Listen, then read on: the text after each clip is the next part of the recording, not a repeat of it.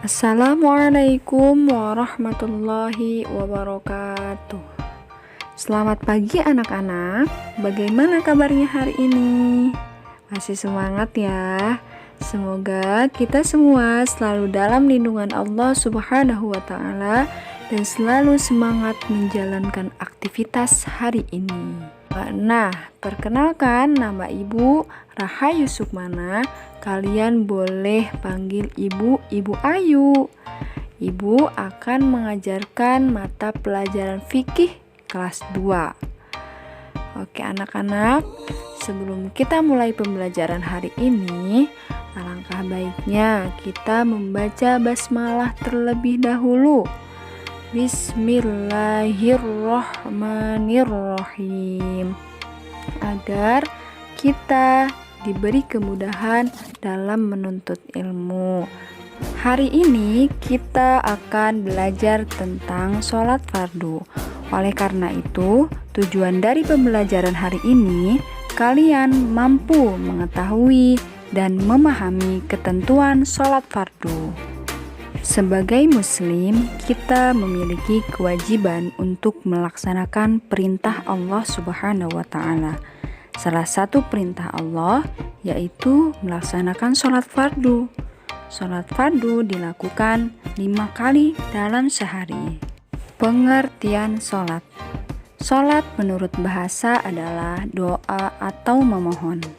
Sementara menurut istilah, sholat adalah bentuk ibadah kepada Allah Subhanahu wa taala berupa perkataan dan perbuatan yang dimulai dengan takbiratul ihram dan diakhiri dengan salam sesuai dengan syarat dan rukun yang telah ditentukan. Yang kedua, syarat sholat.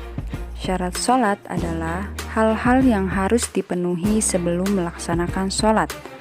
Syarat sholat ada 2, yaitu syarat wajib sholat dan yang kedua syarat sah sholat. Jika salah satu syarat sholat tidak dipenuhi, maka sholat kita tidak sah. Syarat wajib sholat. Syarat wajib sholat adalah segala sesuatu apabila telah dipenuhi menyebabkan orang wajib melakukan sholat. Berikut yang termasuk syarat wajib sholat. Yang pertama, beragama Islam. Orang yang bukan beragama Islam tidak diwajibkan sholat. Dan yang kedua, baligh. Meskipun kamu sebagai anak-anak belum wajib sholat fardu, namun sebaiknya kalian belajar dan membiasakan diri untuk melaksanakan sholat fardu. Yang ketiga, berakal sehat. Orang yang tidak sadar atau gila, sholatnya tidak sah. Yang kedua, syarat sah sholat. Syarat sah sholat adalah segala sesuatu yang harus dipenuhi sebelum mengerjakan sholat. Berikut yang termasuk syarat sah sholat. Yang pertama, suci dari badan, pakaian, dan tempat sholat dari najis. Yang kedua, suci dari hadas besar dan hadas kecil. Yang ketiga, menutup aurat. Yang keempat, menghadap kiblat. Yang kelima, sudah masuk waktu sholat fardu yang ditentukan. Dan yang terakhir, melakukan rukun sholat. Yang ketiga, rukun sholat. Rukun sholat adalah segala sesuatu yang harus dilakukan dalam sholat.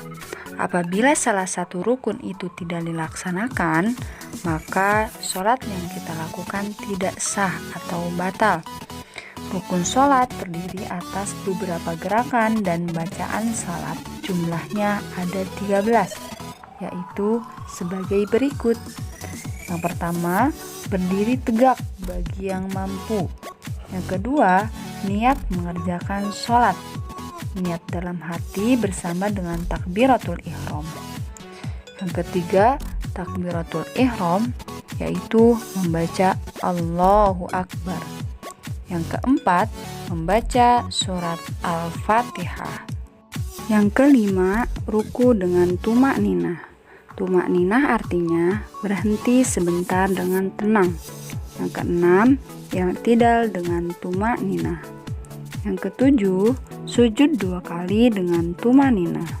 Yang ke-8, duduk di antara 2 sujud dengan tumanina. Yang ke-9, duduk tasyahud akhir dengan tumanina. Yang ke-10, membaca bacaan tasyahud akhir. Yang 11, membaca sholawat atas Nabi Muhammad SAW pada tasyahud akhir.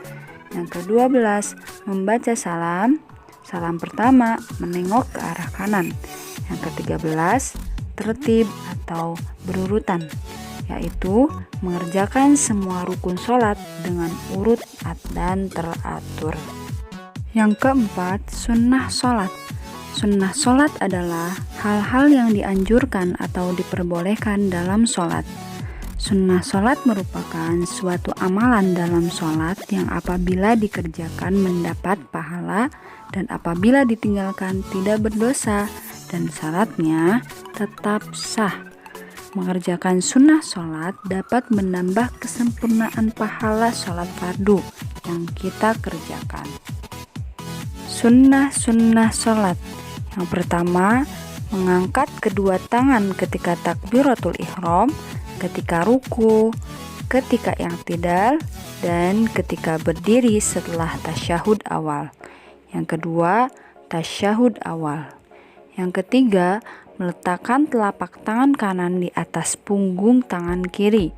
Yang keempat, mengarahkan pandangan mata ke arah tempat sujud. Yang kelima, membaca doa iftitah setelah takbiratul ihram. Yang keenam, membaca tasbih ketika ruku dan sujud. Yang ketujuh, membaca salam kedua menengok ke arah kiri. Hal-hal yang membatalkan sholat, yaitu yang pertama, mengubah niat. Yang kedua, terkena najis. Yang ketiga, berhadas kecil atau besar.